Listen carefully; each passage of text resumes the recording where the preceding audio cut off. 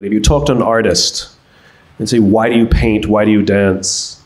They don't understand the question. The answer they give is, I can't not, right? There's compulsion.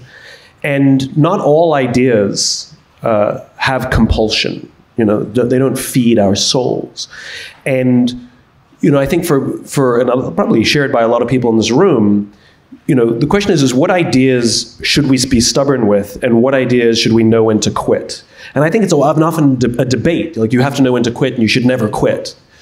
And I think the answer is if you can't stop thinking about it, if the idea has so much soul, it just compels you, those are the ones that we never quit, where the other ones, sure, you can sort of figure out a time to walk away.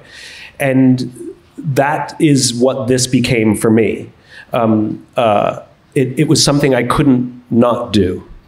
And when you have that kind of belief in something, desperate belief, and people have it in their families, they have it in their faith, they have desperate belief in something, the criticism becomes part of the fun, frankly.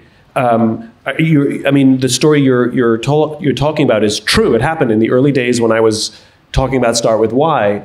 I was on a stage talking to a fairly large group of entrepreneurs and business owners.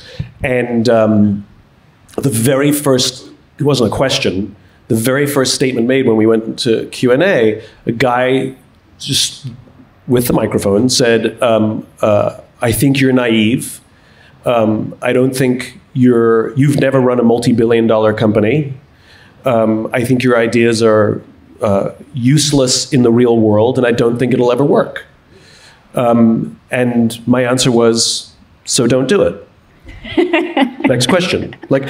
And it's not because I was being difficult. It's because I never saw my job to convince people. Because I don't think I'm right. And I don't think that I have answers. I think I have a point of view. That's all.